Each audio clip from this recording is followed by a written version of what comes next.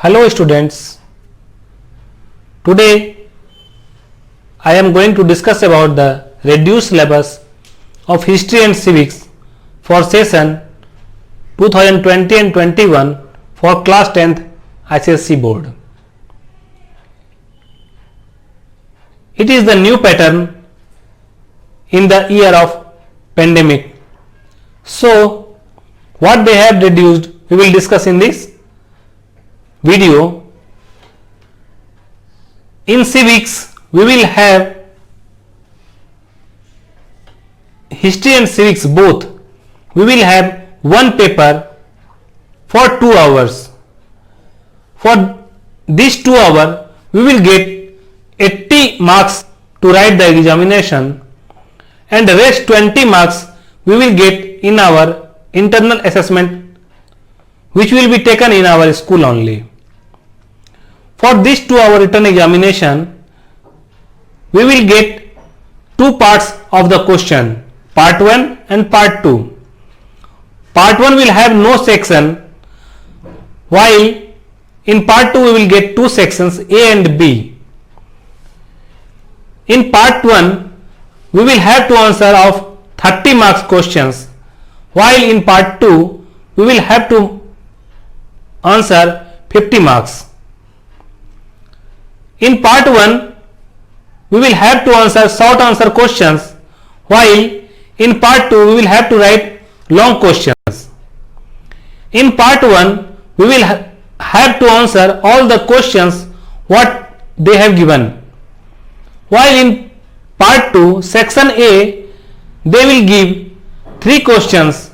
Out of 3 questions we will have to answer only 2 of them, while in the section B we will be given 5 questions, and out of that 5 questions we will have to answer any 3. So this is our pattern of examination what they will take in the classroom.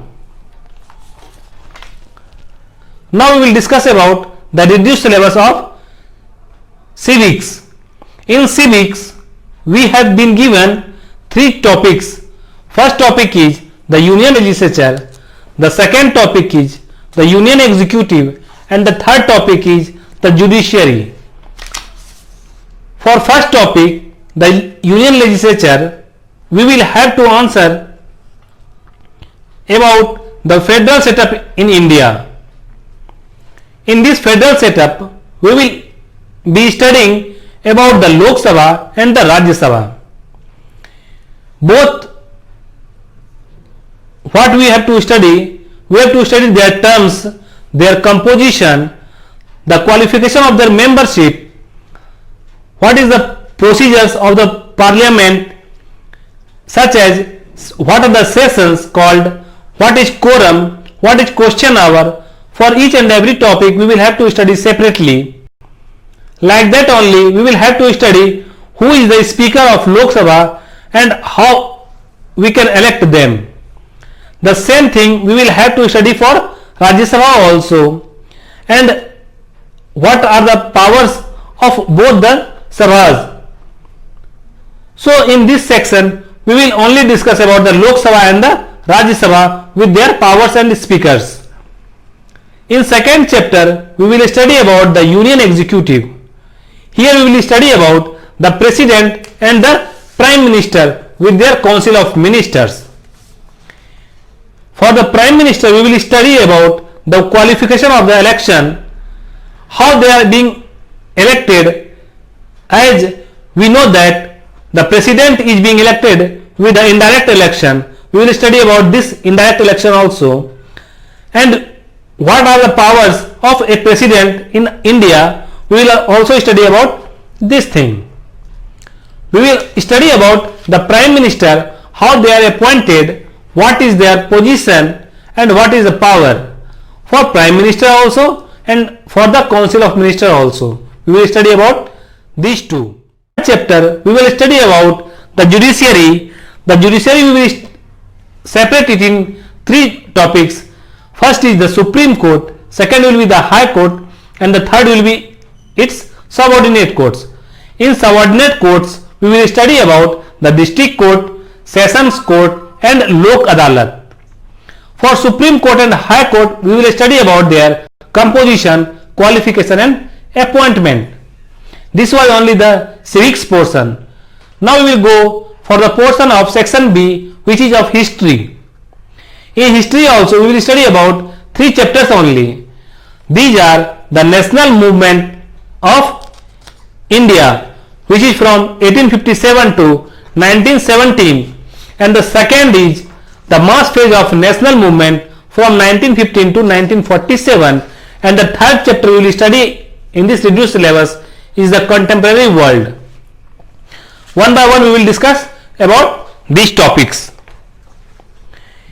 In the first chapter we will study about the national movement, such as the first war of independence in 1857.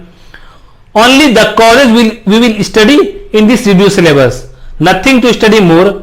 So don't go anywhere. Only study about the causes and what are the events that at that time what occurred. So for the causes we will study about only its political issues, its social issues, its regional issues, economic issues and military issues. These we will study in this chapter. In this chapter only, second factor we will study about the factors leading to the growth of nationalism, who were called as the reformers. In our society, some reforms going on from in that time. So the reformers who came to India to have the reforms in the society, such as Rajaram Mohan Rai and Jyotiba Phule. For these two only we will study in this chapter. Like that only we will study about the role of press, how they have reformed our Indian country. Like that only we will study the foundation of Indian National Congress, who was the founder, who were the first president, and 2 presidents. We will study about these things in the second chapter of second factor. We will study about mass phase of the national movement in the second chapter, 1915 to 1947. We will study about Mahatma Gandhi, his movements such as non-cooperation movement, Khilafat movement, Rowlatt Act, Jallianwala Bagh tragedy, Chauri Chaura movement, civil disobedience movement, Simon Commission, Purna Swaraj at the Lahore, which was done by Pandit Jawaharlal Nehru, Dandi March, Gandhi Irwin Pact, second round table conference and the Quit India movement. We will study in section A of chapter 2. We will also study about the forward block such as INA and about Subhash Chandra Bose we will study. The third we will study about independence and partition of India in 1947 and by which commission it was made. By Mountbatten plan also it was made. So we will study about these things in C. In third chapter we will study about the contemporary world such as the First World War, the Second World War, and after these 2 world wars the United Nations was formed in 1945. So we will study about this United Nations also. For this United Nations we will study about the objectives of United Nations such as Security Council, General Assembly, the International Court of Justice. The major agencies which are formed in UN are UNICEF, UNESCO, and UNICEF, WHO. These we will study in their objectives and their major agencies. Like that only in fourth section we will study about non-allied movement such as Panchasheel agreement and architects of NAM. So these things only we are going to study in the whole year in history and civics.